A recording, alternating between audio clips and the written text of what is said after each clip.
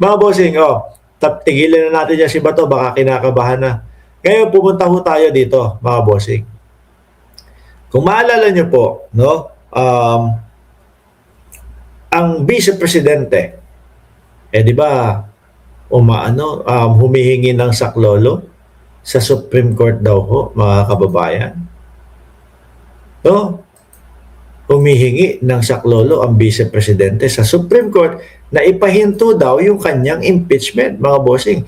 Pero base po dito sa balita, mukhang tinabla daw po ng Supreme Court. So ngayon, matutuloy. Talagang matutuloy yung paghaharap nila ni Madriaga. Tama ba ako? Sa April 14, magkakaharap yung dalawa. Ano po? Sabi ko naman sa inyo kung wala kang tinatago, sasagutin mo ito. Magiging puntos pa ho sa Vice Presidente, mga kababayan, kapag ka nasagot niya lahat ng issue na nakapaloob doon sa impeachment. Bakit po? Baka po tayong mga hindi naniniwala sa kanya, baka mapaniwala niya tayo.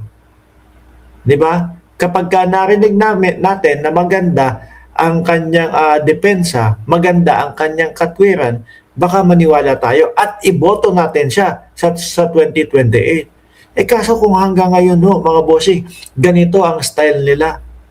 Puro hihingi ako ng tulong sa Supreme Court, ipahinto yung ipahinto itong impeachment na isinusulong sa akin. Bakit? Ano dahilan?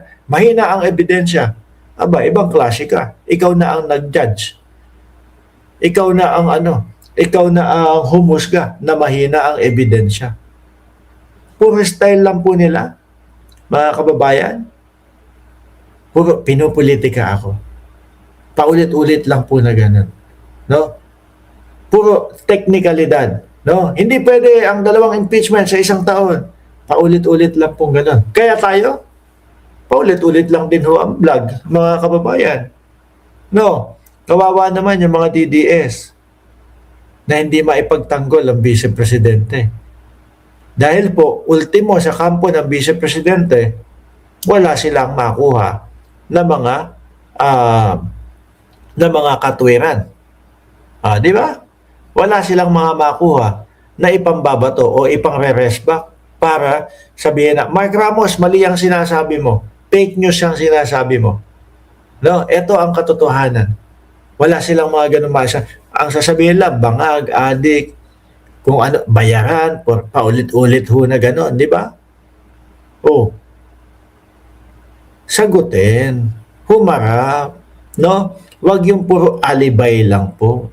Sabi ni Miss Sunshine, nakala niya siguro Sarah Court ang Supreme Court. Kaso mukhang hindi na.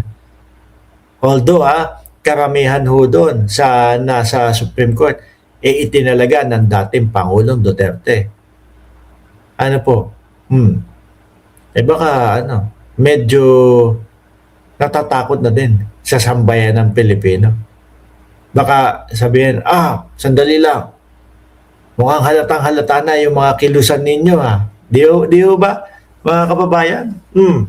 Kaya, aabangan ho natin yan, no? Ramil Madriaga, tapos Sara Duterte sa April 14. Si Ramil Madriaga mukhang tuloy na din po sa Kongreso. Di ba?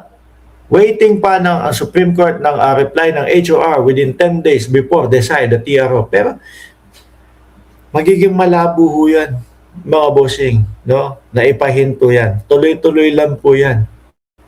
Biruin mo, no? DDS ka, tapos ipagyayabang mo sa amin na, wala nang impeachment. Ipagyayabang mo, hindi ma-impeach si Sara Duterte. Yung pala, kagaya niya, kung sakali man na bigyan ng TRO ng Supreme Court. Yun lang. Pero yung mga dapat ipaliwanag, walang naipaliwanag, ipagmamalaki mo sa amin yon. Di ba, Sir Bench Uy? Nakakahiya. Nakakahiya.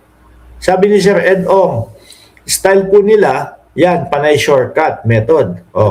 Sila na yung intelligence kuno, sila na yung judge, sila na yung tagapagpatupad, sila na yung husgado. sila rin ang tagapagpatay ng mga kalaban nila sa politika na pinagkakakitaan. Kinabahan naman ako doon, Sir Ed Ong, ano po. Anyway, mga bossing, anong oras kailangan ko matulog agad no? Kasi alas 11:42 na dito sa Miami. No? Pabalik na kami ng Cayman bukas. So, hanggang dito muna. Bukas mamayang gabi, naka-live tayo, sama-sama ulit tayo. Okay? Maraming salamat and God bless po muli sa ating lahat.